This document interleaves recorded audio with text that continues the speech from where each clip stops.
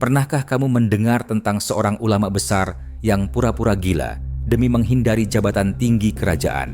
Seorang lelaki yang dihormati para sufi, tapi juga ditertawakan seluruh kota karena kelakuannya yang aneh. Dialah Abu Nawas, si cerdik dari Baghdad. Lucunya tak tertandingi, tapi kebijaksanaannya menembus hati siapapun yang mendengarnya. Lalu, siapakah Abu Nawas? Tokoh yang dianggap badut namun juga dianggap ulama besar ini. Sufi, tokoh super lucu yang tiada bandingnya ini, aslinya orang Persia yang dilahirkan pada tahun 750 Masehi di Ahwas, meninggal pada tahun 819 Masehi di Baghdad. Setelah dewasa, ia mengembara ke Basra dan Kufa.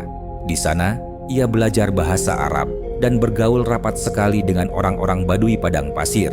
Karena pergaulannya itu, ia mahir bahasa Arab dan adat istiadat dan kegemaran orang Arab. Ia juga pandai bersyair, berpantun, dan menyanyi. Ia sempat pulang ke negerinya, namun bagi lagi ke Baghdad bersama ayahnya. Keduanya menghambakan diri kepada Sultan Harun al-Rashid, Raja Baghdad. Mari kita mulai kisah penggeli hati ini. Bapaknya Abu Nawas adalah penghulu kerajaan Baghdad bernama Maulana. Pada suatu hari bapaknya Abu Nawas yang sudah tua itu sakit parah dan akhirnya meninggal dunia. Abu Nawas dipanggil ke istana. Ia diperintahkan Sultan Harun al-Rashid untuk menggantikan kedudukan bapaknya sebagai kadi, penghulu kerajaan. Sebagai anak ulama, Abu Nawas tak ada bedanya dengan kadi Maulana, baik mengenai tata cara memandikan jenazah hingga mengkafani, menyalat, dan mendoakannya.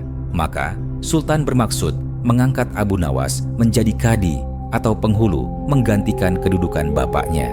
Namun, demi mendengar rencana sang Sultan, tiba-tiba saja Abu Nawas yang cerdas itu tiba-tiba nampak berubah menjadi gila. Usai upacara pemakaman bapaknya, Abu Nawas mengambil sepotong batang pisang dan diperlakukannya seperti kuda.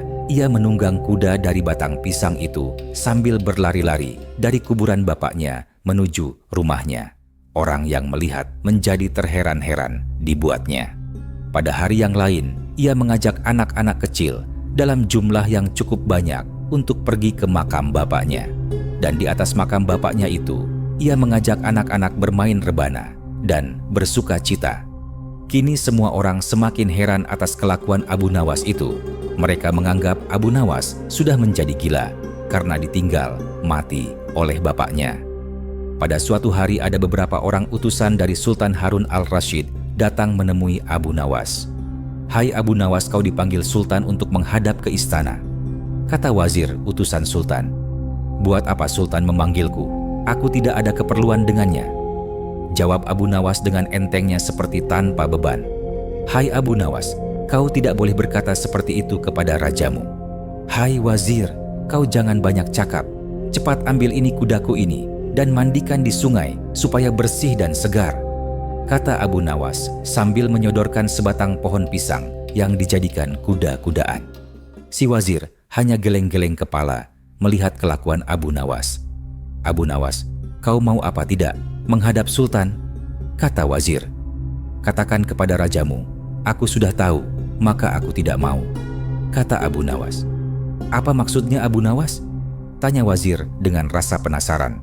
"Sudah pergi sana, bilang saja begitu kepada rajamu," sergah Abu Nawas sembari menyaruk debu dan dilempar ke arah si wazir dan teman-temannya. Si wazir segera menyingkir dari halaman rumah Abu Nawas. Mereka laporkan keadaan Abu Nawas yang seperti tak waras itu kepada Sultan Harun al-Rashid.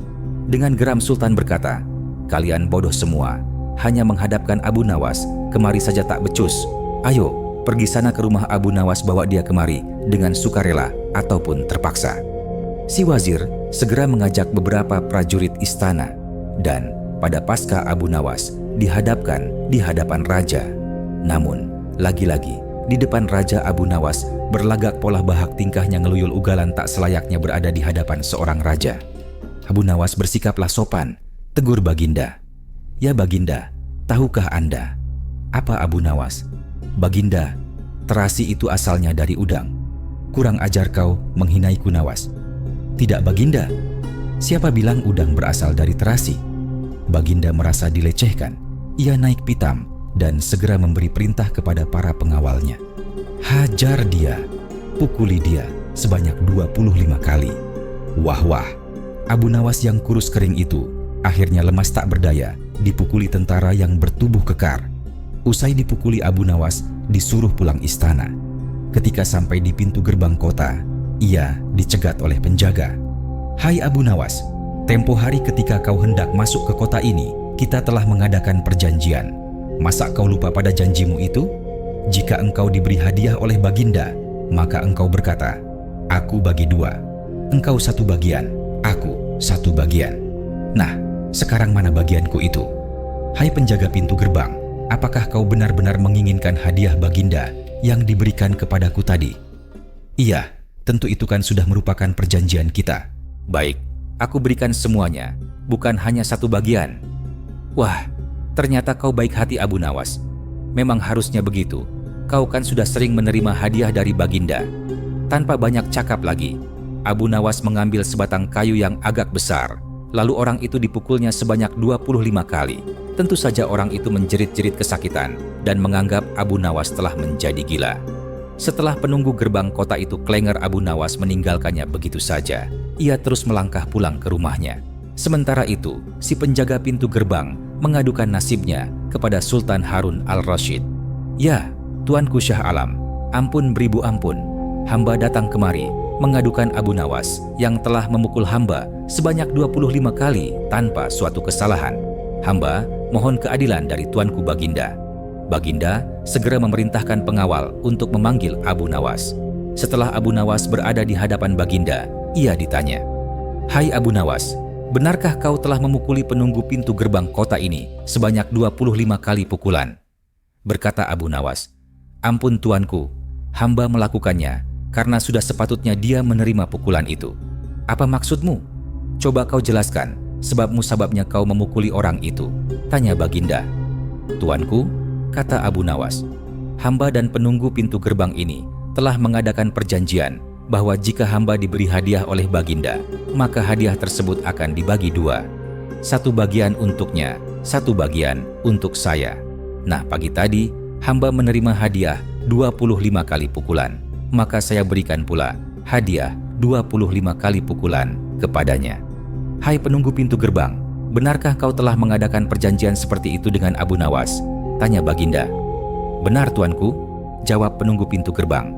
"Tapi hamba tiada mengira jika Baginda memberikan hadiah pukulan." "Hahaha, dasar tukang peras, sekarang kena batunya kau," sahut Baginda. "Abu Nawas tidak bersalah. Bahkan sekarang aku tahu bahwa penjaga pintu gerbang kota Baghdad adalah orang yang suka narget, suka memeras orang. Kalau kau tidak membetul kelakuan burukmu itu, sungguh aku akan memecat dan menghukummu kau." "Ampun Tuanku," sahut penjaga pintu gerbang dengan gemetar. Abu Nawas berkata, "Tuanku, hamba sudah lelah, sudah mau istirahat. Tiba-tiba diwajibkan hadir di tempat ini, padahal hamba tiada bersalah. Hamba mohon ganti rugi. Sebab jatuh waktu istirahat, hamba hilang karena panggilan Tuanku. Padahal besok, hamba harus mencari nafkah untuk keluarga hamba." Sejenak Baginda melengak, terkejut atas protes Abu Nawas. Namun tiba-tiba ia tertawa terbahak-bahak. "Hahaha, jangan khawatir Abu Nawas." Baginda kemudian memerintahkan bendahara kerajaan memberikan sekantong uang perak kepada Abu Nawas. Abu Nawas pun pulang dengan hati gembira. Tetapi sesampai di rumahnya, Abu Nawas masih bersikap aneh dan bahkan semakin nyentrik seperti orang gila sungguhan. Pada suatu hari, Raja Harun al-Rasyid mengadakan rapat dengan para menterinya. "Apa pendapat kalian mengenai Abu Nawas yang hendak kuangkat sebagai kadi?" Wazir atau Perdana Menteri berkata, "Melihat keadaan Abu Nawas yang semakin parah otaknya, maka sebaiknya Tuanku mengangkat orang lain saja menjadi kadi." Menteri-menteri yang lain juga mengutarakan pendapat yang sama. "Tuanku, Abu Nawas telah menjadi gila, karena itu dia tak layak menjadi kadi." "Baiklah, kita tunggu dulu sampai 21 hari, karena bapaknya baru saja mati. Jika tidak sembuh-sembuh juga bolehlah kita mencari kadi yang lain saja."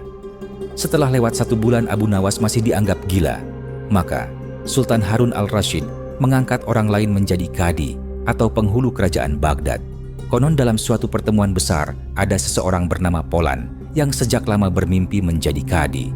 ia mempengaruhi orang-orang di sekitar Baginda untuk menyetujui jika dia diangkat menjadi kadi. Maka tatkala ia mengajukan dirinya menjadi kadi kepada Baginda, maka dengan mudah Baginda menyetujuinya.